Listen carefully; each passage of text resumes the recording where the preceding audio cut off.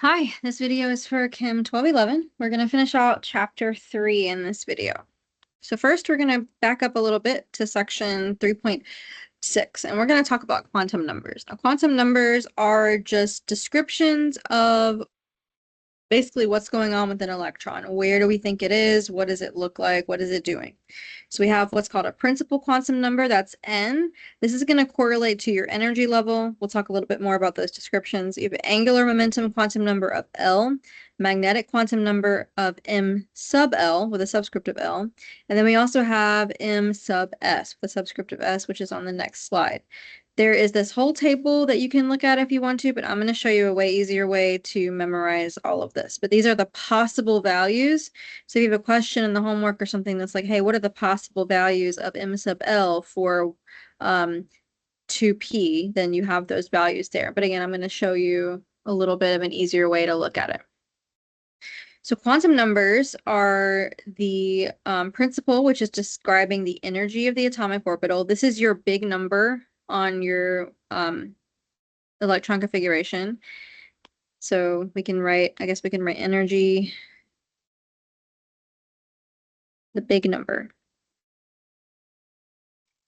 The L is, this is your type of orbital. So this is your letter, SPDF. S is 0, P is 1, D is 2, F is 3, and then we could continue theoretically as we go on. We start at 0 though with this. So energy level, we start with N equals 1, and then we have 2, and then we have 3. We start at energy level 1. We start at the L at 0 for S. Then the magnetic quantum number is basically which shape, or if you think about the orbital diagrams, which box the electron is in.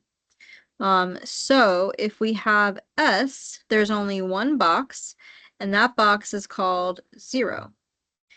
For P, there are 3 boxes. We start with the 0 in the middle, and then we label it as -1 and +1. So there are 3 different boxes with 3 shapes. One is -1, one is 0, one is +1. So that means that for D, you would start with 0 in the middle, and then you would have -1, -2, and then you would have +1 and +2. And then, of course, for F, you would just add on -3 and +3. So, oops. So we'd have negative, draw F. 1, 2, 3, 4, 5, 6. So we have -3. You always start in the middle with 0 with these. And then, so whatever box it's in, that's what it is. So what are the possibilities for a 2p electron? It could be 0, it could be -1, it could be +1 for your M sub L. Then your spin quantum number, M sub S. This is, if it's up, then it's +1/2. If it's down, then it's -1/2. So each electron has a set of quantum numbers that tells you what energy level I'm on, what orbital I'm in, what box within that orbital I'm in, and am I the up or am I the down? So let's practice it. So, I don't like that question. So we're gonna skip this question, and I'm gonna go and make my own question real quick, just to show you. So let's say I have electron configuration 1s2, 2s2, 2p4. I want to know, what is the quantum number for this electron right here? Or what could be the quantum number for this electron? I guess we don't actually know which electron is specifically, and we can't get that specific with it, but I could, this is going to help you just with understanding the quantum numbers. But imagine if I want to know for that, if we could know exactly everything about that particular electron, what set of quantum numbers would it have? First, the N would be 2. That corresponds to the big letter, the big number. The L is for P. And remember, L of 0 is S, L of 1 is P. So we start with 0 with our L, so P is for 1.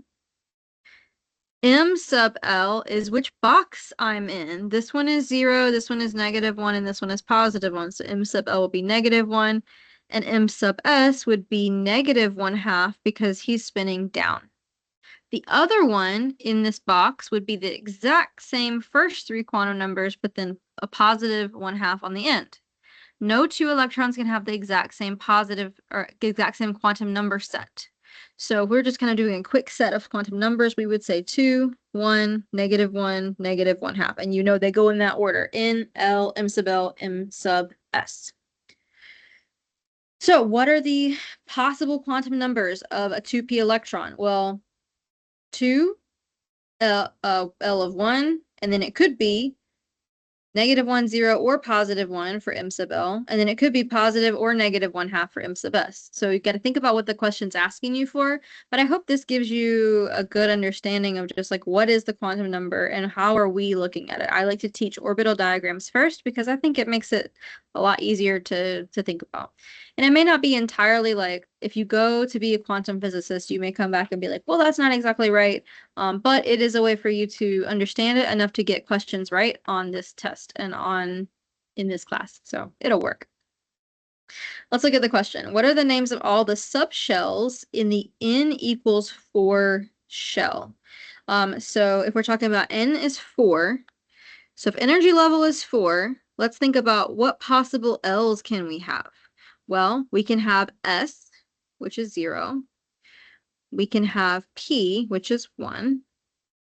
We can have D, which is 2. And then for energy level 4, remember we have 4F. So we can actually have an F. So we could have, it's a name. Why are they calling them names? Hold on. Oh, so we have the names would be 4S, 4P, 4D, 4F. So the n equals 4 can be those 4 answers. I'm just making sure I'm following what they're saying here. How many orbitals are in the subshells of n equals 4? So we're asking about orbitals. This is going to be the boxes. So how many orbitals is how many individual boxes? So we have, for each L, there's an M sub L. So for this one, it's 0. For this one, it's -1, 0, or +1. For this one, it's -2, -1, 0, +1, +2. Remember, there's 5. And then for this one, it's -3, -2, -1, 0, +1, +2, +3. So how many different boxes would there be in F? Well, 1 for S, 3 for P, 5 for D, and 7 for the F. So that's 16. And they go through and they explain it. You can also kind of look at this table if you want to try to figure out what's going on here. Like, hey, if I have energy level 4, here are all the L's I can have, here are all the letters, here are all the boxes. And then, so I can have a total of 16 different orbitals or boxes, subshells. Then you have a question like this. Which of the 5 combinations are valid? So let's assign what's going on here. So n of 1, L, M sub L, and M sub S. So first of all, M sub S of 0, just kind of do process of elimination here. Uh-oh, can't have M sub S of 0. M sub S is always positive or -1. Positive 1/2 or -1/2. Can't be 0. The others are fine. So always check your M sub S's first because that can be a dead giveaway to one of them not being correct. Can we have an energy level of -3? So let's go back to the N. No, we can't have an energy level of -3. So we can't have E is not a thing. Cannot have negative energy levels. Like what, into the nucleus, I guess? No. All right, L. So if we have an energy level of 1, what are my possibilities for L? Remember, energy level of 1 would correspond to 1s. So L of 0, that's S. So right now, this still tracks. M sub L. Now remember, S only has one box, and that box is 0. So we cannot have M sub L of -1. It would have to be 0. It's the only M sub L we can have for S, because S only has one box. And this one is fine. We can have an up arrow in that box, but we can't have a -1 box. Remember, to have a -1 box, we would have to have 3 boxes or more to have a -1 box. And we don't have that in an S orbital. So now we can cross out this one. So if we have energy level of 3, what is that? That can be a lot of different things, right? We could have 3s, 3p, or 3d. L of 2 corresponds to D, so that still works. Can D have -2? Yeah, because D has 5 boxes, so D can go from -2 all the way to +2. So that works. And then you can have an up arrow in somewhere in there. Sure. So B can work. Let's check D. So how many we have for 2? We have 2s and we have 2p. L of 0 is S, so that works. And then M sub arrow is also for the S or the middle of the P, right? It could be either one, and it could be a down arrow. So yeah, D can work as well. So hopefully that makes sense of how to answer these questions. And I hope that if you've learned this before, that this was a way easier way to learn it. I think so. But let me know if you have questions. All right, and last little topic for chapter 3 is periodic trends. First, we're going to talk about the size of atoms. We can talk about their radii when we're doing this. So we'll talk about atomic radius or atomic radii when we talk about the size of atoms.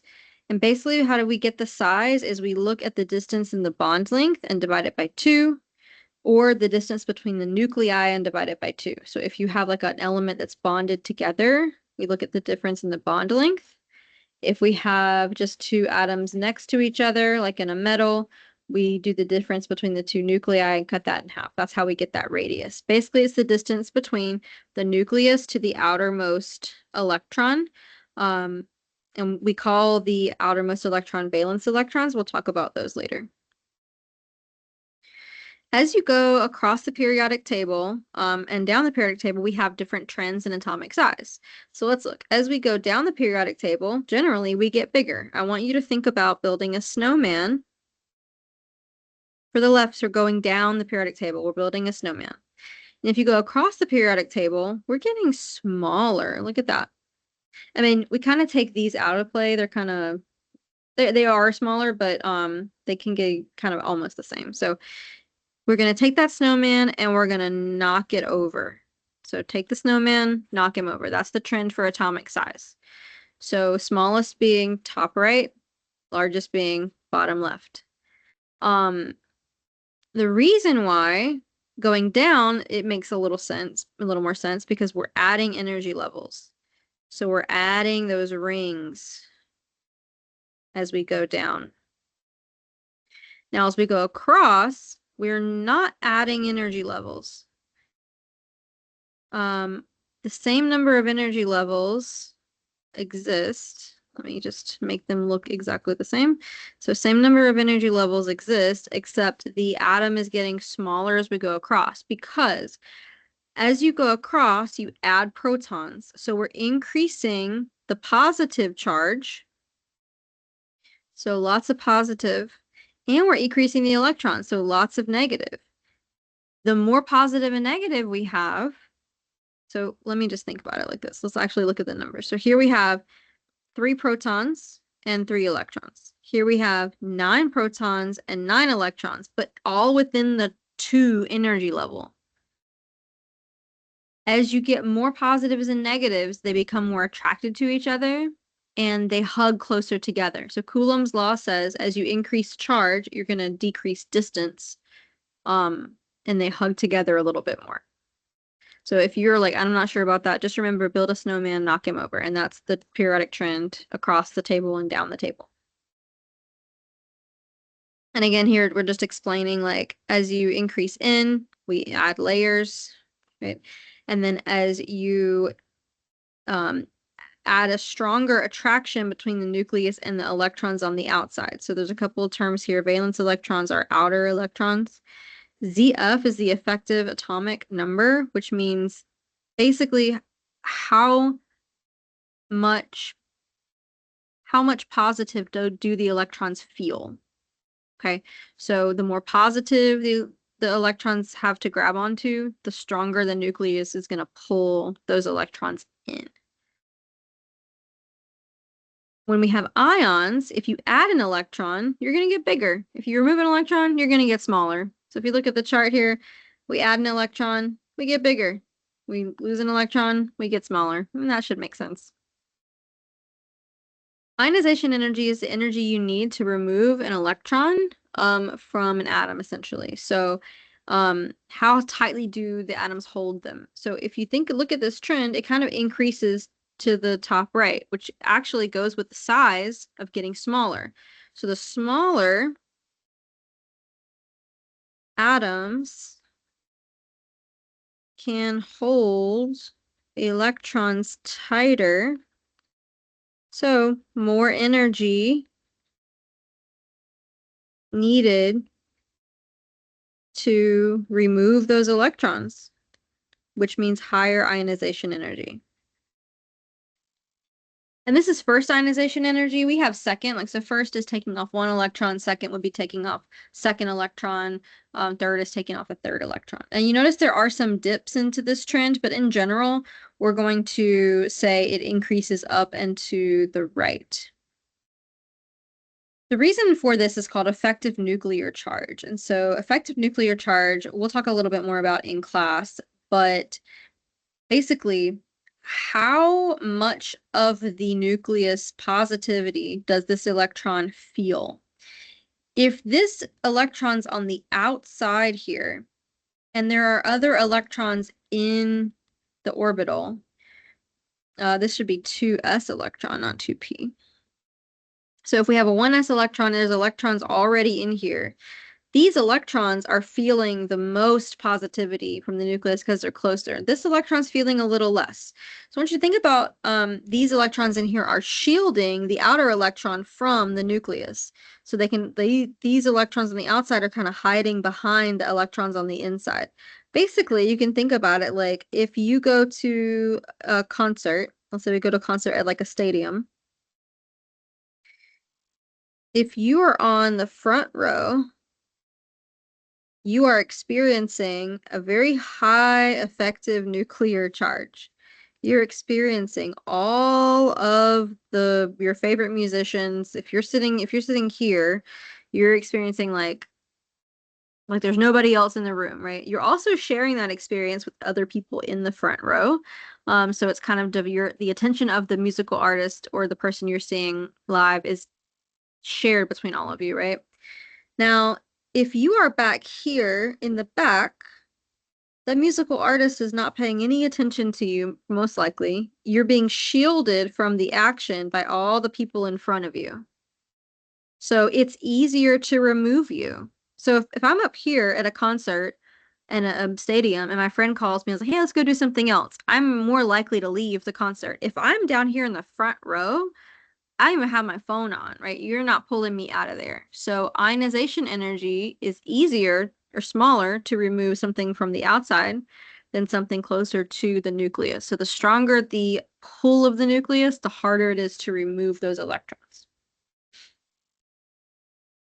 Every time you remove an electron, it gets harder to remove the next electron because when I remove an electron, now the whole atom becomes positive. So trying to take something negative away from something positive is way harder. So you can actually see the numbers of the energy you need to remove them. So for lithium, for example, removing the first one, it's pretty easy. Removing the second one, way harder. Third one, really, really, really hard. And so you can kind of see how that trend works. This is how we know how many electrons are in each orbital. It's a method called photoelectron spectroscopy. You don't need to worry about this, but essentially we pull electrons off and see how much energy did it take to pull them off. And then we can kind of then see how many there are. So we can see how there are a lot more 2p electrons at a higher energy than 2s. And you can also see how there's a big difference in between the different levels of energies. And if we were to keep going, you'd probably see a smaller distance between the 3s, and so a smaller distance between 3s and 3p. And then you would have the 4s and the 3d over here. So don't worry about this. You don't need to be able to read it or anything. If you are interested in how to read graphs like this, then you will learn how to do those kind of things in quant chemistry class, quantitative analysis, maybe even in some of the other upper level chemistry courses. The last thing we need to talk about is electron affinity. Electron affinity is when you add an electron. So ionization energy is how much energy do you have to put in to take away an electron. Sometimes you have to put in energy to add an electron. Sometimes you get out energy when you add an electron. So it kind of just depends on what you're doing. But electron affinity basically is like when you add an electron, what's the energy change? So some of these have really big numbers. And if it's negative, that means it's not negative energy. That means we get out that much energy when we add electrons. I don't know why these are negative. I feel like these should be positive. So I'll check the textbook for that. You can look it up, electron affinity of sodium. I feel like it should be positive because it doesn't want to gain an electron. But actually, when it gains an electron, it does fill that s orbital. So maybe that's why. But then when this one gains an electron, it goes into the next p, so maybe it's not so good. It's greater than 0 here. So yeah, you may want to just look at those to make sure. But basically what I want you to know is fluorine is has the most electron affinity. It likes electrons the most. It's going to want electrons the most. You can also see the noble gases. They're all calculated values because we can't get them to take electrons because they're so stable. They don't want to do it. All right, that's it for exam 1. So what do you need to know for exam 1? You need to know the conversions, your SI prefixes. You need to memorize those on that list. You need to know how to make conversions out of them. You need to know 1 cubic centimeter is a milliliter, 1 inch is 2.54 centimeters, 1 foot is 12 inches. And then time conversions, you need to know those. You need to know these 2 formulas, and these are constants that are given on the periodic table sheet. You don't have to memorize the constants. You don't need to know Rydberg equation. You don't need to know photoelectric effect equation. Just these 2 formulas and these conversions will be fine for this test. I'll give you all other formulas and equations that you need and other conversions, like kilometers to miles or something. I would give you that. All right. So let me know if you have any questions. We'll see you in class.